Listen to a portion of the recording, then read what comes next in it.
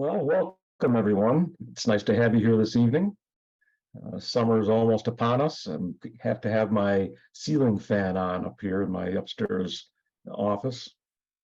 But it's good to be with you this evening. The subject tonight is going to be soul rescue. We'll get into that in a minute, but this is Consciousness Cafe, where we explore subjects related to consciousness, the continuation of consciousness, how our reality around us operates, how consciousness affects our reality.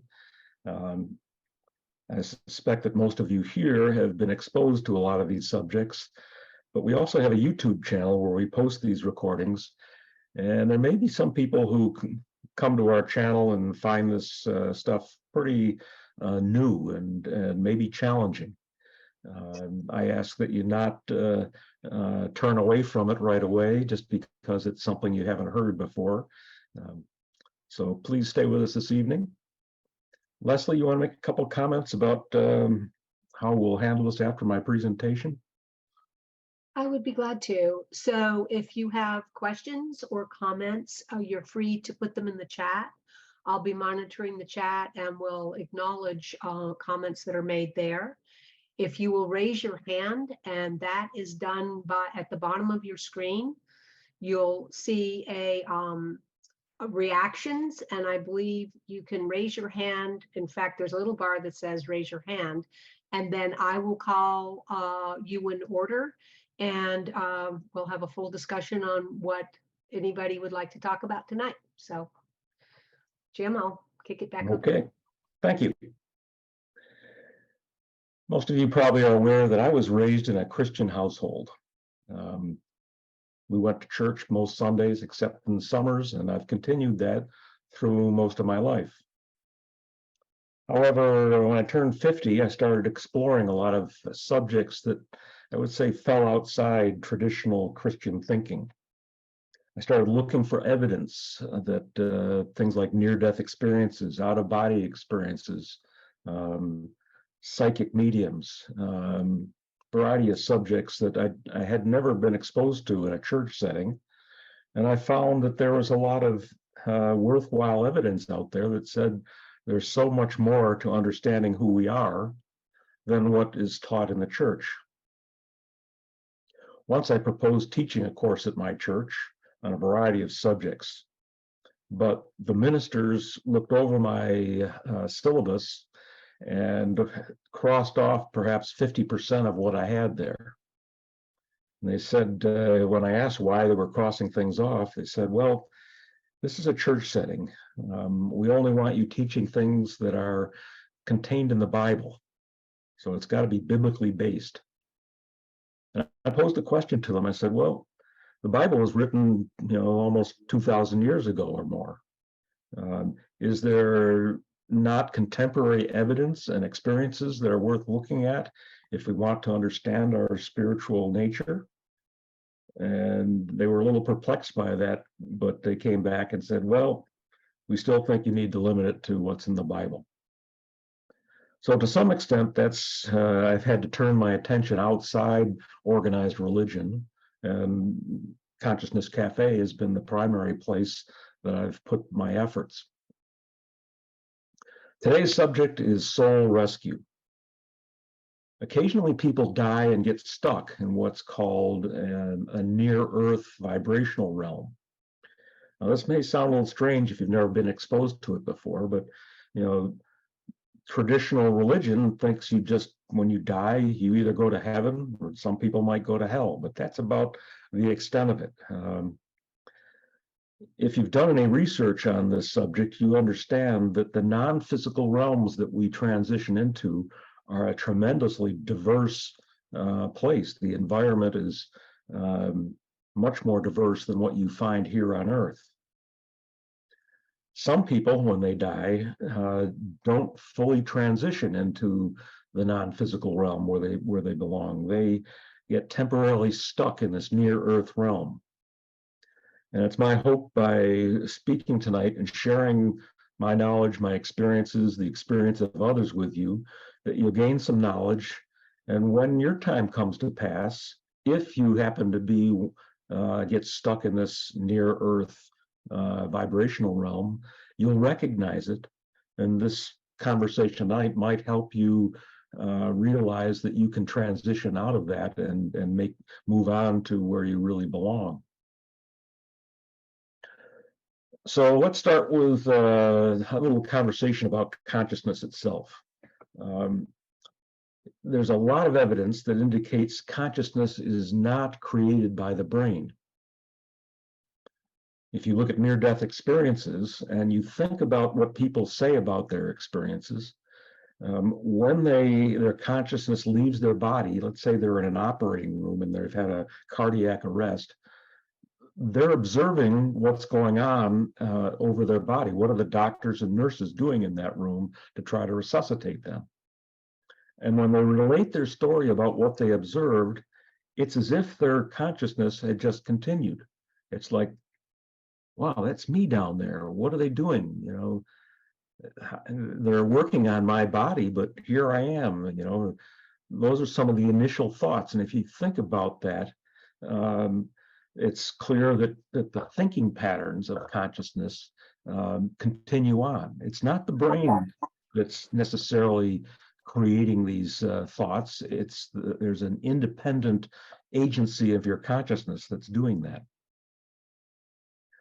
I've talked about some of the evidence, you know, these near-death experiences. You know, there's a book called, and I'm drawing a blank on it right now, but it presents a variety of anecdotes that medical personnel have. It's called "The Self Does Not Die." And I remember one in particular, a woman's consciousness left her body in a cardiac arrest room. And as she floated up to the ceiling, she looked down on a piece of equipment that was 6 feet high or more and saw a quarter sitting on the top arm of this piece of equipment. And she noticed the mint date of that quarter. It was covered with dust. When she was resuscitated, this awareness of seeing this quarter was so impressive to her. She demanded that the hospital look to see if this quarter actually existed on this piece of equipment. And because she was so adamant about it, finally somebody came in with a little step ladder, climbed up, and sure enough, they found that quarter on the top of that piece of equipment. And the year of that quarter was the year that she reported having seen. So this book, The Self Does Not Die, is filled with many stories like that.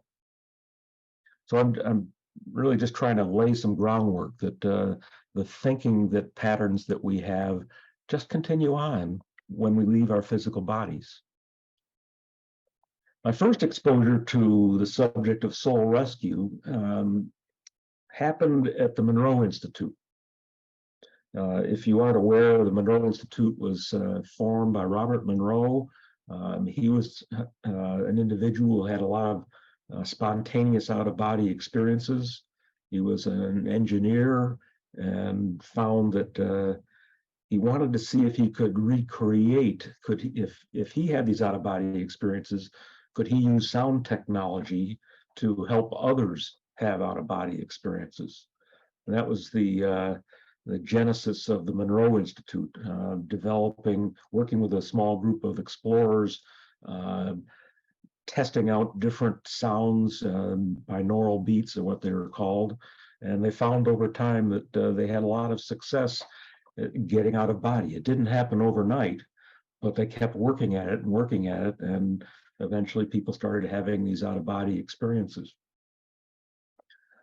So I went to the Gateway program at the Monroe Institute, and a variety of evenings there were special presentations made. One was related to a recording that had been made at the Monroe Institute. It was a soul rescue recording. One of the participants one of the explorers in exploring the use of this technology, her name was Rosalind McKnight. And Rosalind had the ability to go into a trance state and channel communications from the non-physical realm. Now that may sound a little strange, but it was for me when I first heard it. I wasn't aware of channeling, but this was a recording that had been made. I had read Robert Monroe's books, So I was open to the possibility that this could be a legitimate phenomenon. So this evening we listened, one of the evenings at the Gateway program, we listened to this recording that had been made years earlier. It was a fascinating conversation, and I want to read a little bit to you. Tells a little bit about what actually transpired. So let me get my reading glasses. This that I'm going to read to you is a transcript, part of a transcript when they recorded this channeling in Robert Monroe's conversation with this individual who needed a soul rescue. And what I'm going to read to you is a small portion of this transcript. So the first part of this is the non-physical entity who's communicating with Robert Monroe. We spoke to you of the tie in between the earth level of souls that have been in the earth and have stepped out of the physical, but he's talking about souls that, let me back up for a second.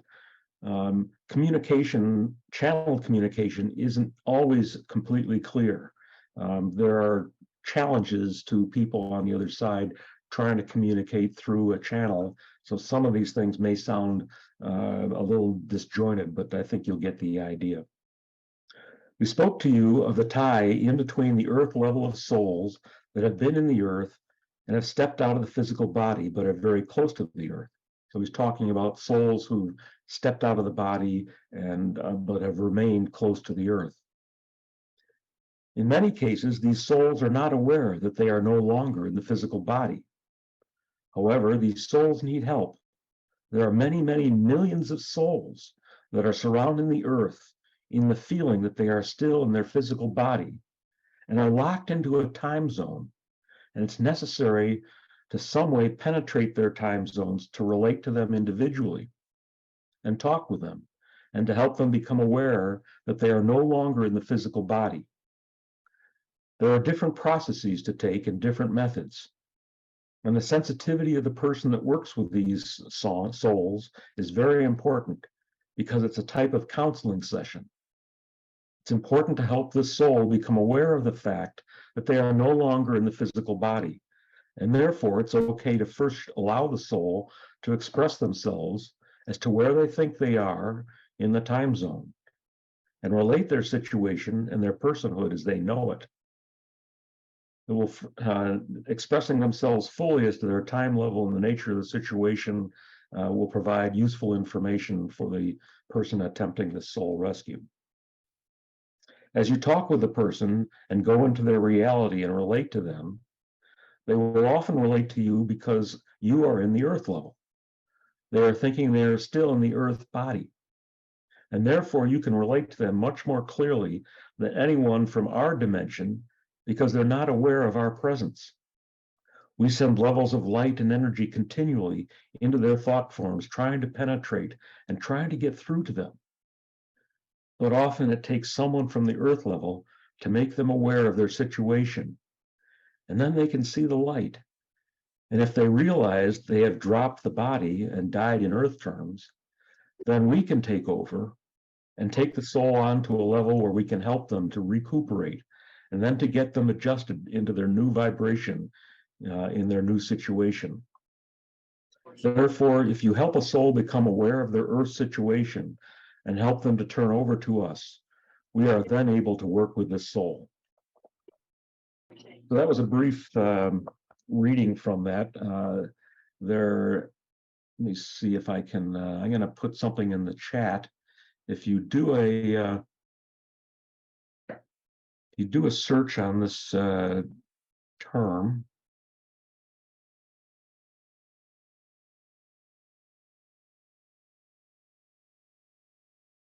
it says compiled Explorer series number 17. If you put that in a search bar, you should pull up the PDF that is the full transcript of this channeling. I would suggest taking the time to read that. It has a lot of useful information in it. So let's move on with this soul rescue that we listened to. Robert Monroe started communicating with this deceased soul. Um, he was able to establish a rapport and learned that the deceased soul's name was Patrick O'Shaughnessy. And Robert asked Patrick a little bit about himself, and Patrick informed him that he had been working on a ship that was sailing from Ireland with, I believe, lumber to the coast of Europe. And that in the middle of the night, the ship blew up. And Patrick said that he had been clinging to this piece of wood all night long and was wondering when he was going to be rescued, when daylight was going to come. So Robert asked him a few more questions. He first had his name. He asked him, can you tell me what year it is? And Patrick said, well, I think it's somewhere like 1890. I don't know if that's the exact year that Patrick said, but it was in that time frame.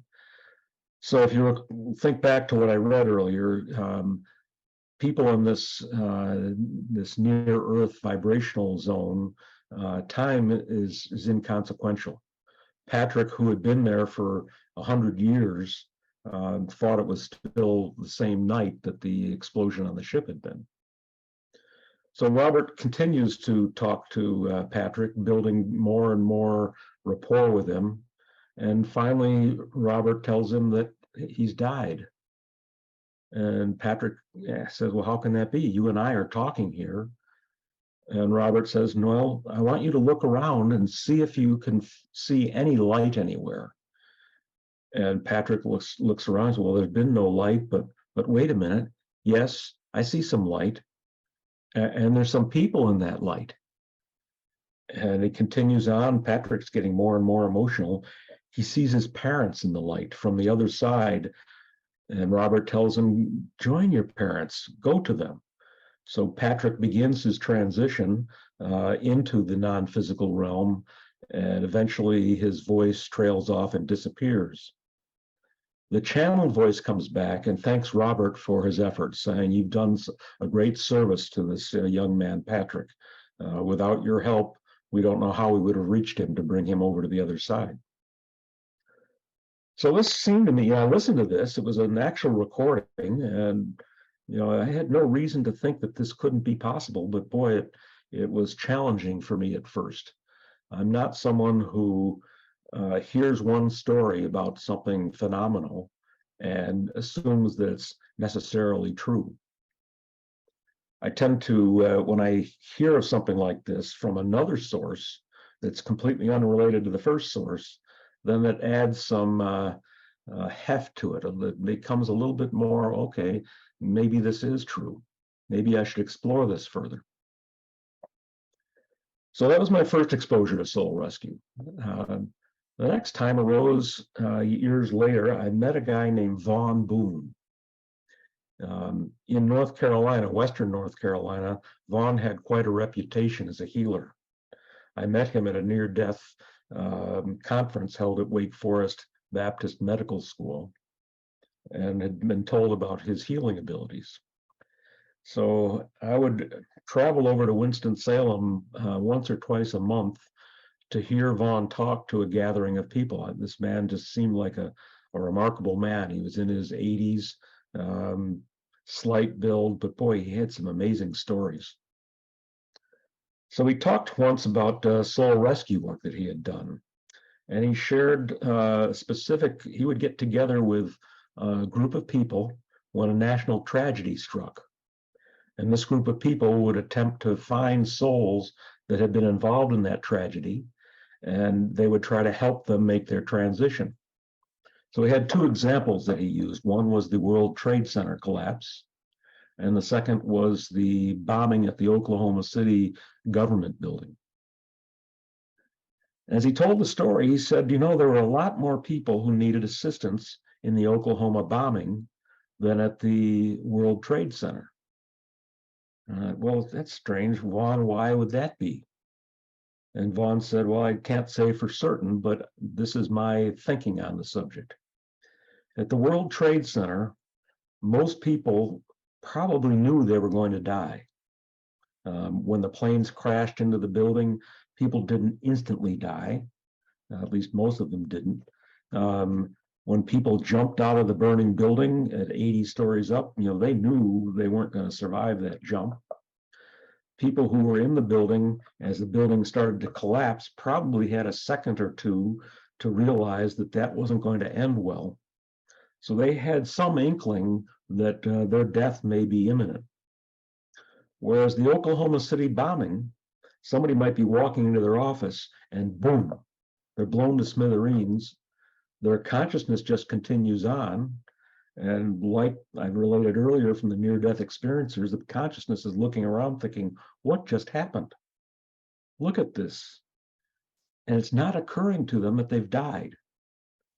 So from Vaughn's perspective, he thinks that is a likely explanation for why more people at the Oklahoma City bombing needed assistance than at the World Trade Center. I read a book called Fringe Dweller on the Night Shift by Monica Hawley. I don't know that you can get this book anymore. It was a very small printing. It was a fascinating read. Monica Hawley found when she went into a sleep state at night, she would enter realms in the non-physical. And quite often she entered realms where there were souls who hadn't realized they had died. And she viewed that as being part of her calling, was to help these souls realize they've died and make a transition. So that was another source. So I mentioned the Gateway program at the Monroe Institute. I mentioned Vaughn Boone. The third one is this Fringe Dweller on the Night Shift by Monica Hawley. The fourth one that I will bring up, the final one, is I went back to the Monroe Institute for a specific program. It's a week-long program called Lifeline. And the objective of this program is to do soul rescue work. So every day you would meet in the morning after breakfast and we'd talk about objectives.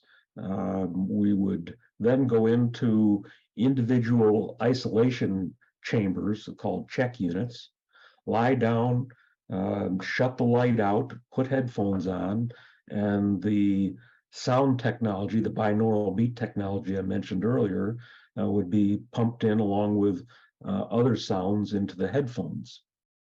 And the intent here is, I'll explain binaural beats for a moment.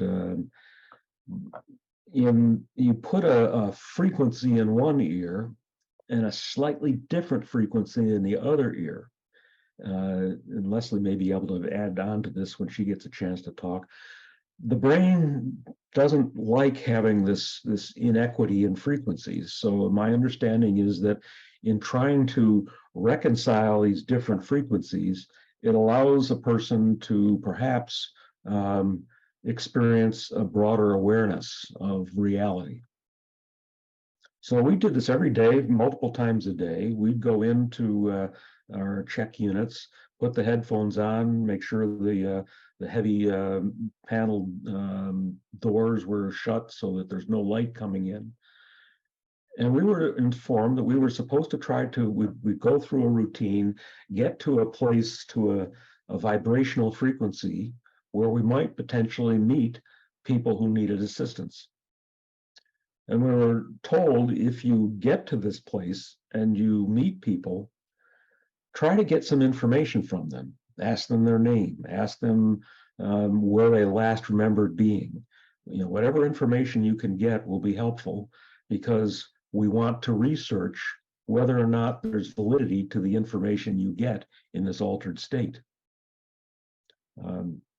So we did this day in, day out, and I had one brief experience, and I can't say that I did any soul rescue work, but I got into a realm and I found myself lying on a bed on a lawn in Aspen, Colorado. I've been out there many times, so I'm familiar with that environment.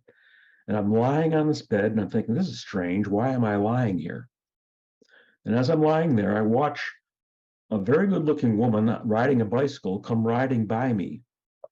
Now that's not that strange in Aspen. There are plenty of good-looking people there, and so. But I'm watching her ride by, and I'm thinking, should I say something? And she just rides by. But as she rides by, she turns and looks at me, and kind of stares at me for a moment, but continues riding by.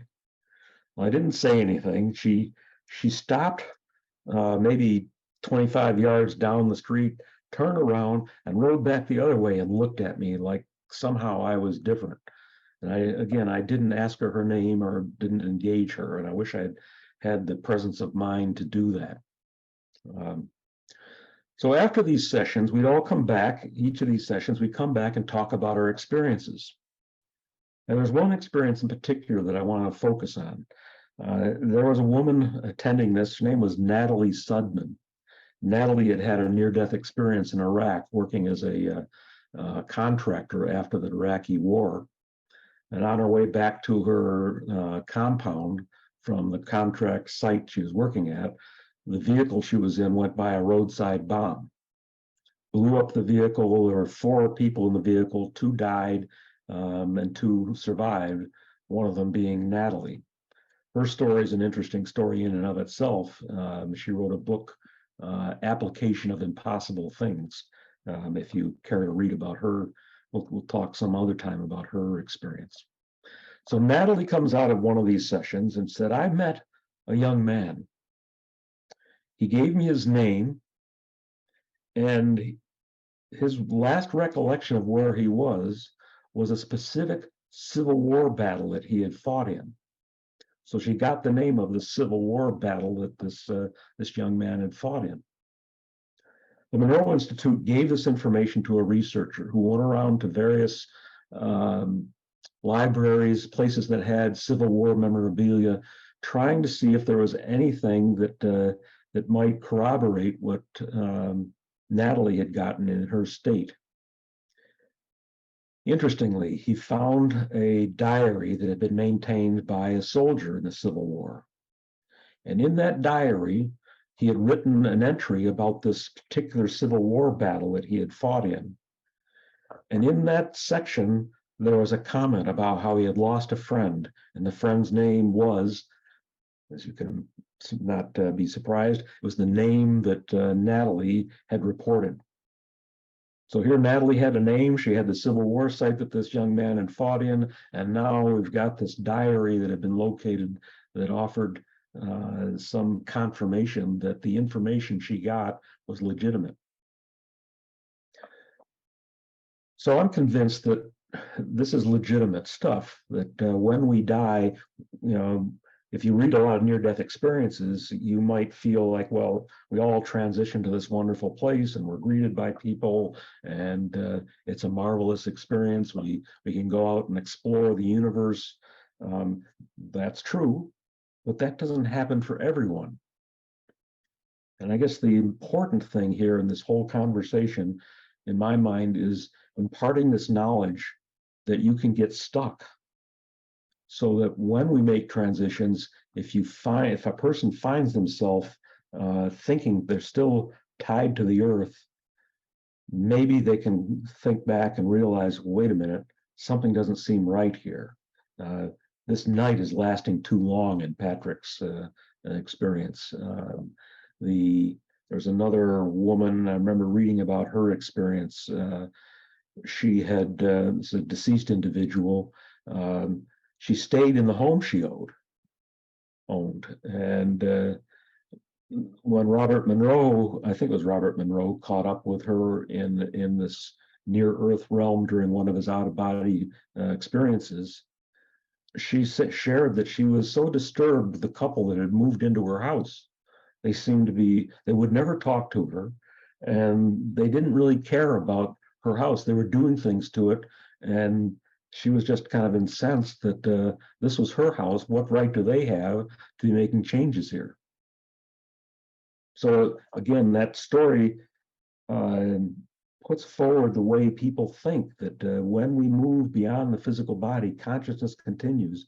And if you don't realize it, if you think you're still in your physical body, you may get stuck there for a while. this channeled information talks about millions of souls that need assistance. And I've read that it's a higher calling for some people who will take the time to try to help these individuals make their transition. Now, interestingly, I'm going to make one final comment, then we'll open it up for further conversation. When Robert Monroe did all his out-of-body travels, he ran into many people that needed assistance. He wrote 3 books on his out-of-body experiences, and I highly recommend reading those if you want to learn a little something about the non-physical realms. So Robert Monroe ran into a lot of people who needed assistance.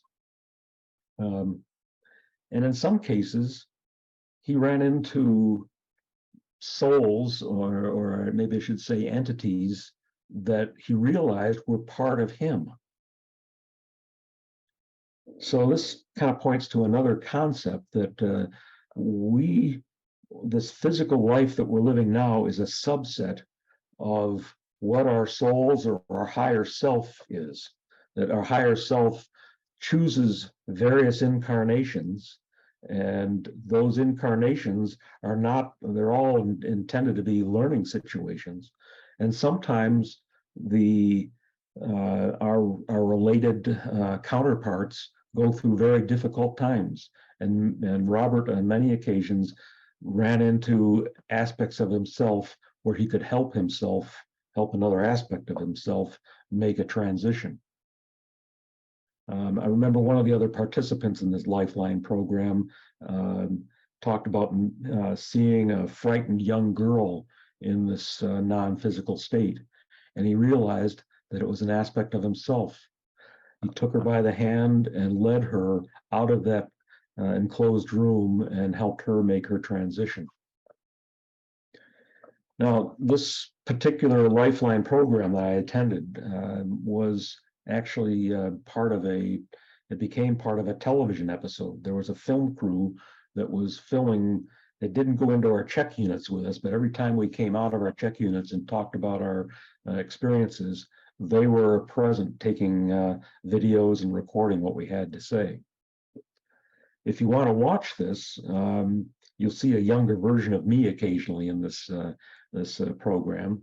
But if you go to YouTube and you type in the search bar, Journey of the Lost, Part 2, and I'll make another copy of this and put it in the chat.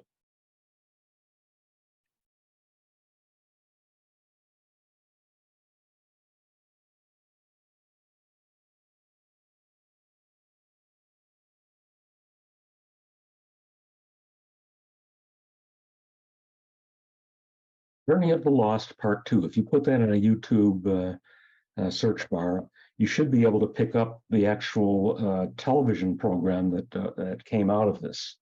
And I kind of wish I looked a little like I did back then, but in any event, it was a fun experience, and I'm glad to have been a part of that. And I'd like to think that even though I had a very small part in it, this was a useful recording that might help people.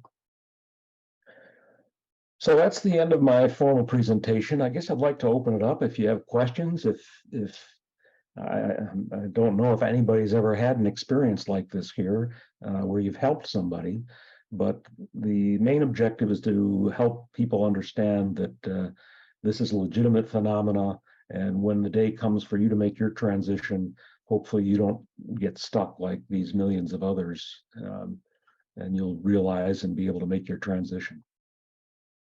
Leslie, do you want to take over? Yes, sure, be glad to. So as mentioned earlier, if you'd like to share a comment, a story, or have a question, please raise your hand, which you can find in reactions at the bottom of the screen.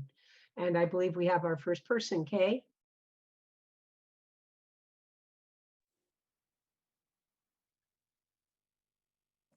Just a second, I'm trying to get my camera on. There we go. Yeah, I have had an experience helping someone move on through my shamanic studies. I have studied shamanism through the Foundation for Shamanic Studies. And we did a workshop I guess it was a workshop on journeying to the middle world, which is more the world that we live in now, and to help someone that needed help with transitioning. And so, we did this journey, and without going into a lot of detail about it, I didn't know who I was journeying for until I found this person. And it happened to be a friend of my son who had committed suicide. Hmm. And when I found him, he was like hiding under a big, like brambles, and briars. And so I approached him, and he knew who I was. And all this conversation is not actually verbal. It's more, you just hear it in your mind. So he let me know that he felt very guilty and very ashamed for what he had done. And so he was hiding there. So we had a conversation. I told him that he was loved, and, that I loved him, that my son loved him, and that his mother had transitioned before he had. And she was there. She had appeared while we were there. And so she was able to get him to take her hand, and she helped him to transition. That's a great story. Yeah, it was very powerful. It had a huge impact, on me. And we can do those things, we just have to set that intention and, get our consciousness in the right place. But it was, it was a very profound experience for me. Yeah, I read, thank you for sharing that, Kay. Rosalind McKnight, who was the channeler, wrote a book on a variety of her experiences. Let me see if I can get it here. It's called Soul Journeys. And in that book, she had a reference to Patrick O'Shaughnessy. See if I can find it.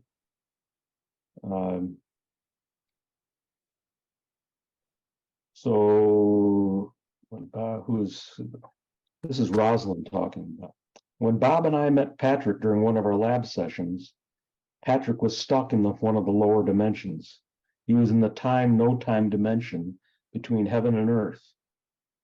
He had no idea he had died. He was on a ship that blew up in the 1800s, late 1800s. He spoke about being in the, quote, kitchen when the ship blew up. Someone from Scotland who heard the tape and heard Patrick say kitchen instead of galley, which is what most people call the kitchen, the cooking area in a ship. When he heard Patrick say kitchen instead of galley, they said that they called them kitchens during that time period. So Patrick, thinking he had survived the accident, was floating out in the water, holding on to a log, waiting for help to come. Patrick thought he had only been in the water overnight. They had been holding on to the log for 120 years of Earth time. So now she says that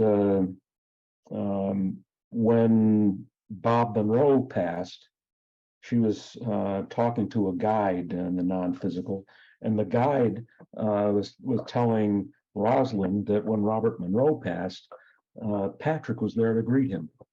And it was an emotional gathering, that Patrick was so thankful for the service that Bob had done for him. So again, our thinking patterns, our emotions can continue on. And then the fact that Patrick had this emotional reunion with his parents, and when Bob Monroe passed, he had a chance to thank him again, face to face in the non-physical realm. So it's I find this fascinating, thinking about this life that we move into. It's powerful. It's the real reality. What we're living in now is just a subset. It's meant to be a place for us to learn and grow, but the real our real nature, our spiritual nature exists in this non-physical realm. So thank you, Kay, for sharing that. It's I love the fact that you had a chance to help this young man. It reminded me of something I heard recently. I think I shared this in the recent after-death communication recording I did. This young man had committed suicide, and he had been dating this woman's daughter. And his suicide created great consternation for a lot of people. And shortly after he had taken his life, he appeared in her bedroom at the foot of her bed, apologizing for the pain he had created. So there's an awareness that continues on, and it's nice, and it's hard, I think, to reach back to this vibrational realm to communicate, but it happens from time to time. Yes, I thank you for letting me share that story. And that's an example of how when someone has passed and left their physical body, they know that they've passed. You know, you had talked about earlier when people didn't, when the soul didn't know that they had actually left their physical body, but people do leave their physical bodies at times and still become stuck. Mm-hmm. Yeah. So the diversity of how things transpire in the other realm is not a simple, it's not one way. He realized he was dead, this young man you interacted with, but he still wasn't able to make that transition without some additional assistance. Yes. Thank you for letting me share that. Yeah. So Susan Stewart writes that she's learned a lot about the other side from watching the Dead Files. Amy is a psychic medium who helps souls realize they are dead. She also explains what's going on at the location that can be pretty wild. She's very respectful of the dead. So the comment I'd like to make here is that, and which echoes some of Kay's experiences from a shamanic perspective. When psychopomp work is done, it's always done with the utmost respect for the dead, with as much love and compassion as we might express to someone who is still incarnated. Elaine shares that she started being contacted by the dead as a young child. Everything increased when she lived in Phoenix and started transcendental meditation. She reports that everything from OBEs to premonition dreams, and that she is often able to pass on messages to loved ones. So Elaine and Susan, thank you so much for sharing. I don't see any other hands raised. If you have comments or questions, you certainly can put them in the chat or raise your hand, and we'd love to hear from you. I love the diversity of experiences that people have had who attend these gatherings. And I hope that if there are people who watch this recording on the YouTube channel who are not as familiar with the breadth of subjects that we talk about as people who are here tonight, that perhaps they'll learn something from this.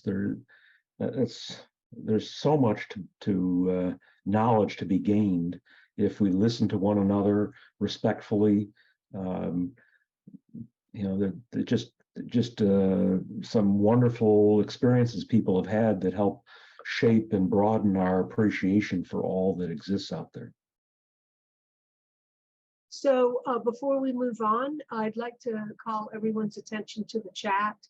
There are several links to the books that Jim has referenced, as well as the program that Jim talked about, and the TV program, and also a link to the audio files at the Monroe Institute. So if you're interested in exploring any of those, please refer to the chat. And Bill, I believe you have your hand up.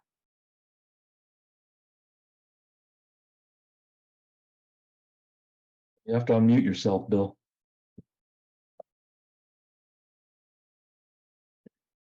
Space. Okay, this is not about soul rescue, but I've got a question Audio for now anybody in the unmuted. group. You are muted. Press What the heck? mute currently unmuted. I was trying to teach, I've got my Jim, no my more. 11-year-old granddaughter about frequency stuff yesterday because she wanted to learn to play music. And so I came across something when I was trying to look up frequency ranges, and it talked about inducing, and I was going just flipping through stuff, so I didn't have time to read it, but it talked about inducing states of peace by, I guess, generating specific frequencies and trying to learn to, I guess, to get your body in tune with those frequencies. And I really don't know much more than that. I thought it was kind of interesting. Has anybody come across that or had any experience with using frequencies to, you know, to try to change your state of mind? I'll throw some comments out, but I encourage anybody, this is I think a pretty knowledgeable group of people. Feel free to add your knowledge to it. I think, Bill, that we can consciously elevate our frequency. My experience down in Peru, an ayahuasca retreat was an example. I found that if I moved my awareness from my head into my heart, that I saw new plant growth. Now, this is obviously a hallucination that I'm experiencing, but the message was one that has stuck with me. That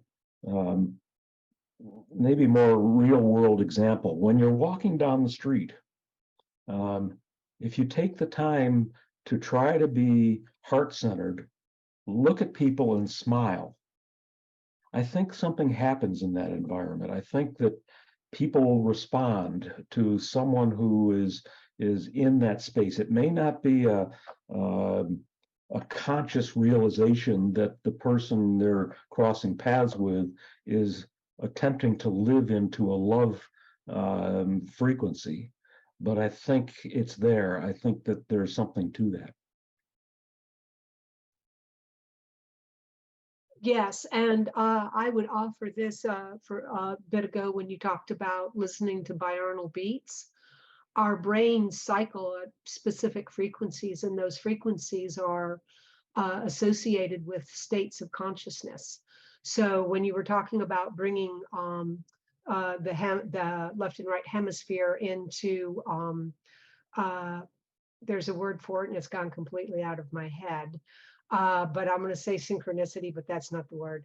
By exposing the left and right ear to a different frequency, it brings it into, and I'm sorry, I just can't remember the word, but at specific frequencies, we experience REM sleep, we experience theta, and it's my understanding that theta, deep restorative healing occurs. So when we talk about being vibratory, our brains are naturally doing it all the time. So it's interesting that we can control those types of things. And as you were saying, Jim, going into the heart and being able to change your whatever that is that we connect to as we're meeting other people can definitely have an effect. It's very interesting. Mark, I believe that you would like to say something. Yes, thank you, Leslie. And I agree with what Leslie was saying and Bill, we're wave-based beings, we're beings of light, so we're all vibrating as well. So, that's the underlying groundwork for everything that people are talking about in terms of raising your vibration. And I just want to mention that. Also, too, there are some books by the Theosophical Society that were written about 100 years ago that talk about this. And the people that are actually doing the work, helping people pass over or transition, are called invisible helpers. And I'll put a link to a book by Charles Leadbeater, who wrote about that about 100 years ago, but they've been doing that. And there's some other books as well, but I found in, all of my work that the Theosophical Society's books, the 100-year-old books by Charles Leadbeater, by James Powell, and Annie Besant, those are really valuable in terms of a knowledge base for esoteric information. And one other thing, just to add, there's a lady who's a friend of mine. Her name is Kelly Adams. She wrote a book called Drop the BS and Be, where BS stands for belief systems. And she wrote about some of her work doing soul retrieval and soul release, which was helping people die in crisis situations. So I'll put that in the chat as well. Mark, thank you. Joan, thank you so much. The term that would not come to me is entrainment. Yeah. Joan, thank you.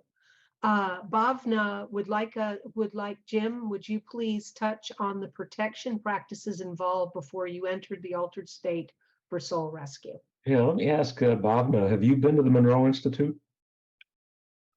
I have not, but I have read on some of their offerings. I just haven't had a chance to. Yeah. My schedule doesn't allow it at the moment. Yeah. Well, that's a good question you pose, because there is a very specific routine that people at the Monroe Institute, before going into this, the depths of these states, they work through. And it's been a while since, I'm not sure I'll remember all the components, but part of it, you put the headphones on, you go into a very basic level of altered awareness. And what you do is part of what you do is you create a protective bubble around you. You envision energy flowing out and swirling around you so that you're in a you've got a bubble that protects you. Another aspect of it, as I recall, you attempt to rid yourself of anything that's dragging you down.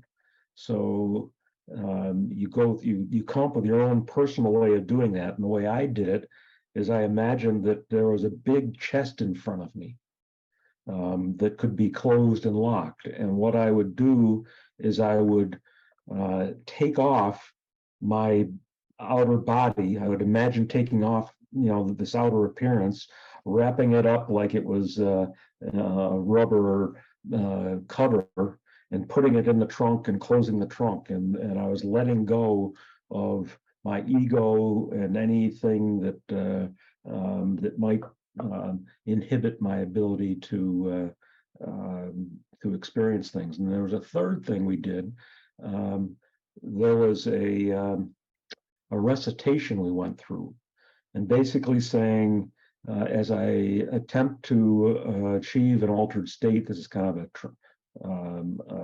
translation of it, that I will meet only with beings and entities that are there to help me achieve my highest good. So the intent here is, you want to make sure that you don't get, you could run into, particularly in these lower vibrational realms, you can run into entities that might want to do you harm, or at least make your life difficult. So at the Monroe Institute, you go through before you really get into the depth of the binaural beats, you go through this process of putting up a shield, a bubble around you, letting go of your ego and your cares, and then asking the universe to only bring assistance from people that are your level of frequency or higher. Great question. Thanks for posing that, Bhavna. Louisa shared quite a bit here, and I'm just going to read it. She writes, I helped a 2-year-old relative I had never met. He was the grandchild of my sister who had passed years ago. Her grandson, who was the father of the child, had passed also. Both my sister and her grandson came to me in a vision and told me I had to help a child. over and over getting my attention no matter what I was doing. I needed to help a child. I did not know that at the time that the child would be passing in a fire within the next few days. The child appeared to me and I knew this was the child. He was very frightened. I took him by the hand and into the light. I told him to start walking into the light, not to be afraid. He started out, and there at the end of the light was my sister and her grandson with open arms. The minute he saw his father, he started running fast into his father's arms. They all waved to me, and then they were gone. I've helped others in houses they did not want to leave. They wanted to know if they had been acknowledged for being in this life. We connected telepathically. Thank you so much, Louisa. Yeah, so the fact that people here, this small gathering we have of 21 people, there are a number of you who've been involved in these experiences. The logical me looks at this and says, okay, this is happening with some degree of frequency. You know, it's not like I am the only one who had stories to share. We have other people here that have legitimate experiences, and it just shows that we can be of assistance to others. And I just love hearing these anecdotes that you're sharing. I'll have another one I'll share with you. That's not really a soul rescue, at least I'm not aware of it, but some of you may have heard me tell this story before. My wife's parents were involved in the Methodist faith. And my wife grew up in a family with 3 girls, so there were no sons. And when I married Jean, I became the son to her parents that they'd never had. And this really close relationship grew over the years. And in my mother-in-law's later years, she would come up to visit for a number of weeks. And I was still working at the time. I would get up in the morning, and I'd always prepared my breakfast, but my mother-in-law would get up, so I'd prepare her breakfast as well, and we'd share breakfast together. I worked fairly close to my home, so I'd come home at lunchtime and prepare a lunch for my mother-in-law and me, and conversations would ensue. I didn't talk too much about all the things I had learned because she didn't seem to be all that interested in the subjects. But one day at lunchtime, I asked her, "Mom, are you afraid of death?" And she admitted that she was. And I said, I've been studying the subject for so long, there's nothing to be afraid of. It's just a natural transition. And, you really don't need to be afraid of death. She said, "Well, I hear what you're saying, Jim, but I don't know, it's still, I'm really worried about death and what it's like." So a year later, she passes. And some point after that, during a psychic reading, she comes through. And she says to me through this medium, "Jim, I now understand what you were talking about. Thank you." So I think we can be of benefit to others. The more I've used this example before. If you want a trip to Paris, an all expense paid trip raffle ticket through Paris, you wouldn't just get on a plane and go to Paris. You'd probably take some time in advance to try to learn a little bit about what there is to do in Paris. So I draw that parallel. When we talk about these things, we acquire knowledge, and in the sharing of this with others, we broaden that knowledge base, and it perhaps helps people as they make their transitions be successful and end up in the right place. Jim, Bill has a question. Okay, Bill. Space. Yeah, And when you mentioned a while ago about trying to stay away from, I guess, spiritual forces that vibrated on lower levels and could kind of, mess you up. I've got a couple friends of mine that I've known one since like grade school. I've had another friend at work that was the same way. And they tend to be very negative. And, if you can see stuff positively or negatively, they're going to see it negatively. And that frustrates me because I've always tried to be as upbeat as possible. But it seems like when I'm around them for any length of time, I'm real sensitive to what they're generating, and it bothers me, and it kind of drags me down. And I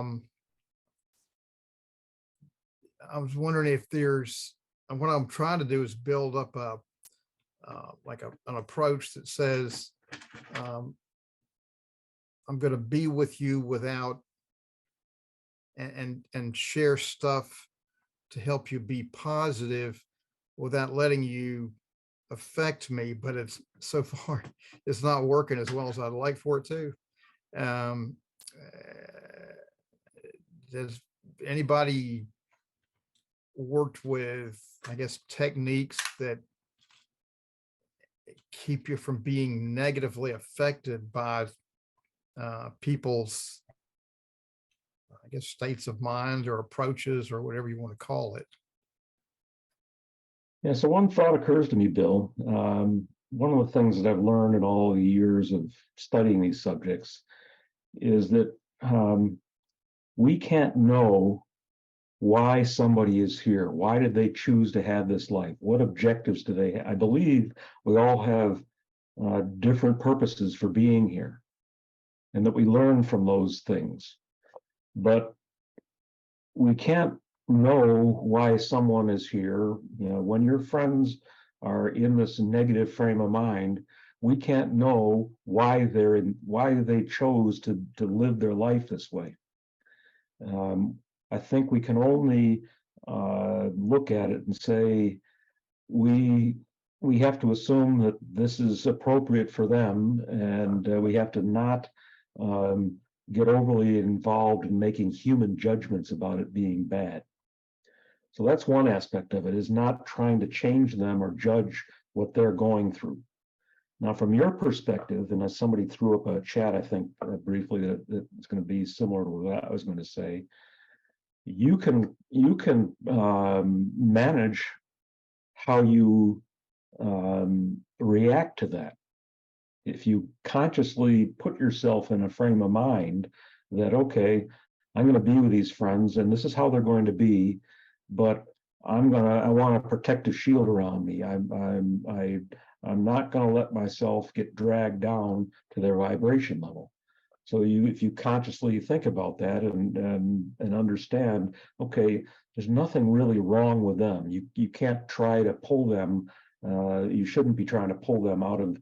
Not that you can't share information, but telling them something like, "You guys are so negative. You shouldn't be that way," is a judgmental thing.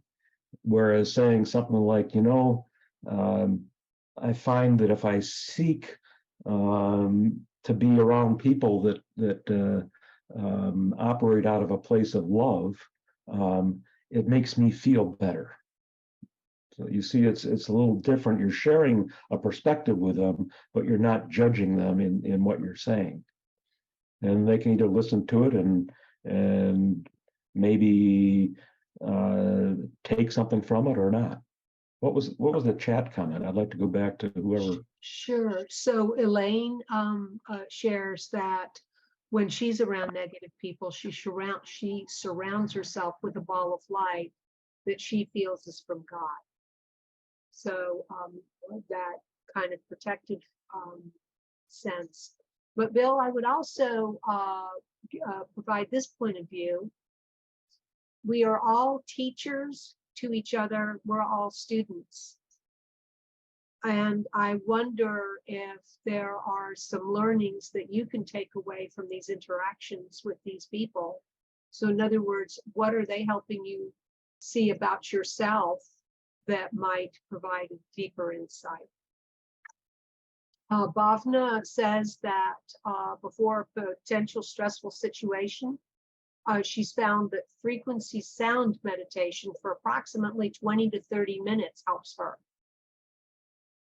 Thank you, Bhavna. Yeah, it's a form of grounding, the more we can not let these negative influences affect us, and meditation is a great way to do that. You Well, it's not so much being judgmental, but from Elaine Patterson. I think if you, in one sense, it's like saying, if you see somebody driving a car and they keep,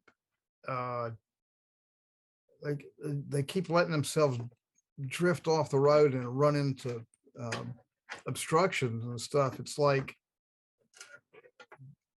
do you really like doing this? And I know you don't want to just come down on somebody like you're being critical and say, you sure are negative. That's not the way to do it. But if there's a way to pull them out of it, I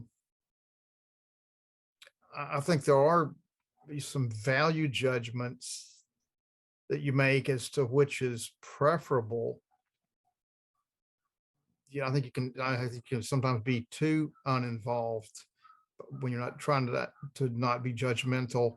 Mhm. And I think I get involved with trying to pull somebody out of the state of mind they seem like they're constantly in. There was a guy at work one time who was always mad about stuff, and I asked him one day, I said, have you ever thought about taking a different approach to stuff? And he said, no, because if I wasn't always mad about something, I wouldn't know who I am. And then that's a heck of a way to set up your self-esteem. It's a bad basis for setting up self-esteem. And I think that I'm learning that I can't do much about this. I'd like to be able to just kind of, pass From Donna Grady Moore. pass Everyone. through and let maybe some of what I'm doing rub off on them without having what they're doing rub off on me. But From it's just sort of having achieved the ability to, to not be affected by what they're doing too well. And I'm just trying to figure out how to do it. It's a fine line. I sometimes get caught up in, because I've got a pretty good intellect and understanding of things, I can get drawn into conversations that afterwards I think, I didn't need to say that. There was a woman who was a part of Consciousness Cafe not too long ago who listened in on one of our meetings, and somebody made some comments about psychic mediums, and she came from a pretty conservative Christian background, and she decided she was going to leave Consciousness Cafe because we were talking about things that had to do with the devil. So I reached out to her, and we got involved in a fairly lengthy multiple day back and forth. And she, I think, was taking it upon herself to try to convince me that the path I was on was the work of the devil. And I was trying to convince her that, no, these are legitimate things that we ought to consider, that not everything in the Bible is the be all and end all. And after multiple days of this back and forth, I kind of realized, wait a minute, what are you doing? This is her path. She has chosen to live this life and follow this, and you don't need to try to convince her that your path is the right path. Just accept that. And I finally said to her, look, we're not going to change either's perspective. I appreciate having had the opportunity to interact with you. I wish you well on your journey. But it took me a while to get to that point where I realized that I was wrapped up in a human way of seeing it. So Mark, I believe you have some comments. Yes, thank you, Leslie. And Jim, I wanted to make a comment on what you said, or follow up on what you said, and then also address Bill's comments.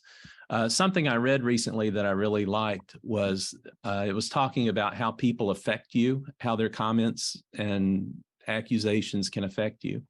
And it said, rather than thinking about how something affects you, think about how what they say is affecting them. And that allows you to be more other-centered to people and to be more compassionate and empathetic about what they're going through, what their world is like. And that's a way you can stay centered and focused and calm rather than, taking that in and, either having anger or frustration is what they say. That's great. So Elaine is reminding us also that we should always ground after we've done our meditation and all of that. And iPhone 4, I'm sorry, your name isn't on there, offers that it's best to decide for ourselves how to relate to others. So thank you so much for sharing. Yeah, it seems like from near-death experiences, we could very well, when we pass over and we have a life review, I'm not sure everybody has this, but you might experience things not only from your perspective, but from the perspective of people you've interacted with. So it'll become, we are limited. We don't have telepathic empathy for one another, but once you get to the other side, that's front and center. You understand the ability to perceive what somebody else is perceiving is very easy on the other side.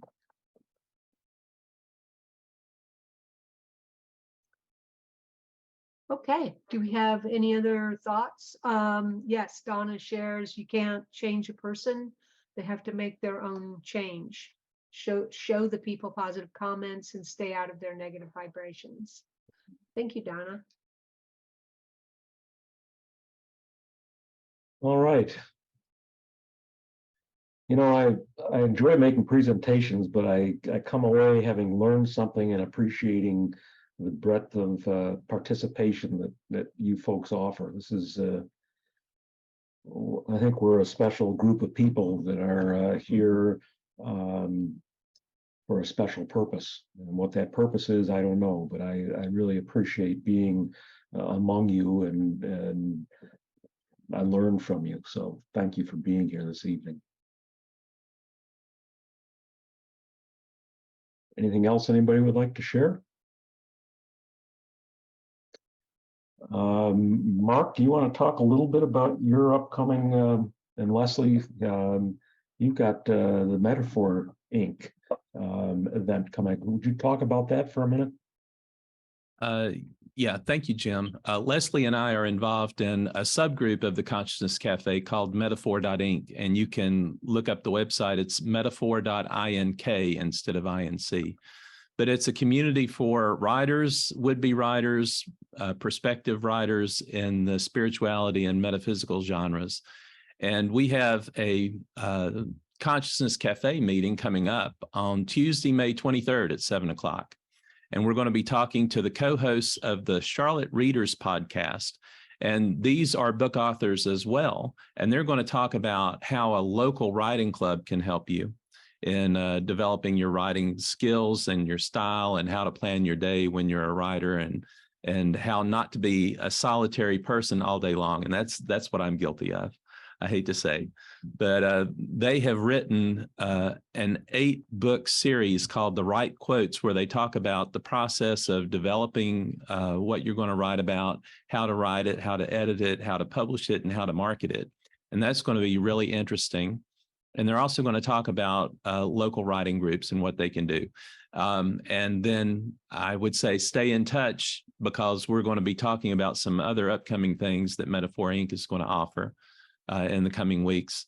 But this is just part of our program to help people who are interested in writing get their feet wet in writing in the spirituality and metaphysical genres. Leslie, you want to add anything to that?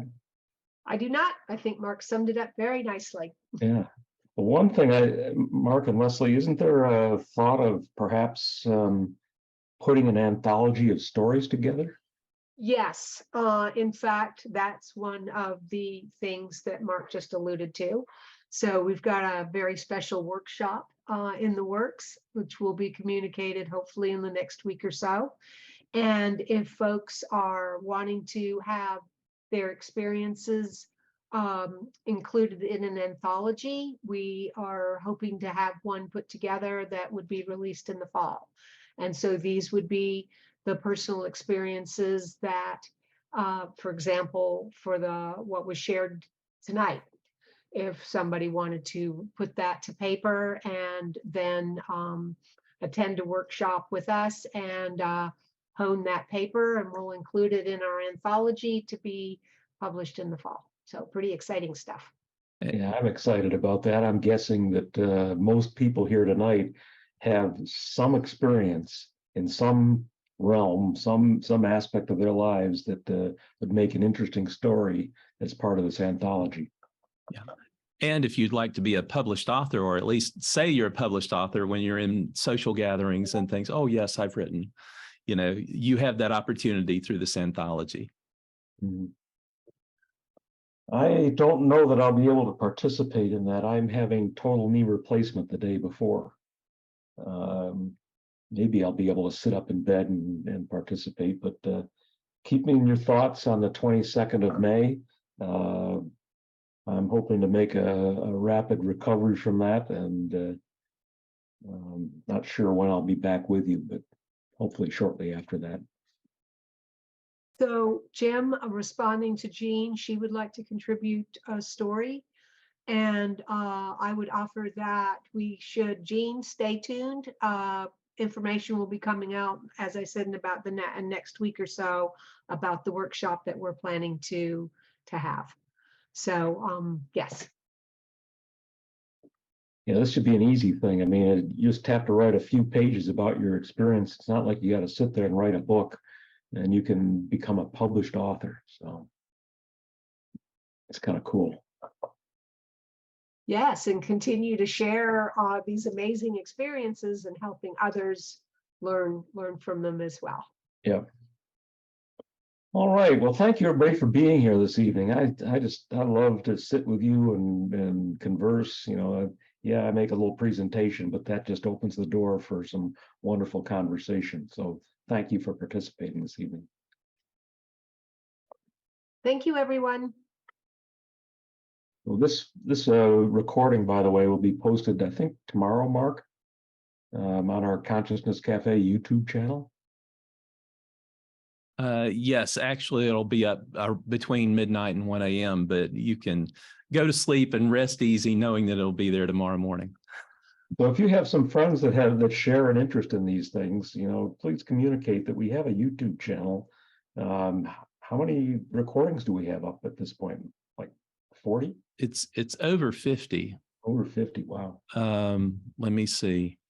And if you go to YouTube, if you do ampersand the Consciousness Cafe, you'll get to our page, or just type the space Consciousness space cafe and it'll get you there as well. Hey, Mark, could you pop that link into the chat for everyone? I will. That's a good point. And I believe that you can also access that YouTube channel off of our website. Oh, there you go. Yep. And we have 55 videos up there. 55. Well, we've been at this for a while, I guess. We have. Yeah. A lot of interesting conversations. Paulina, nice to see you here. It's been a while. Yeah, Tim. Yeah. Thank you.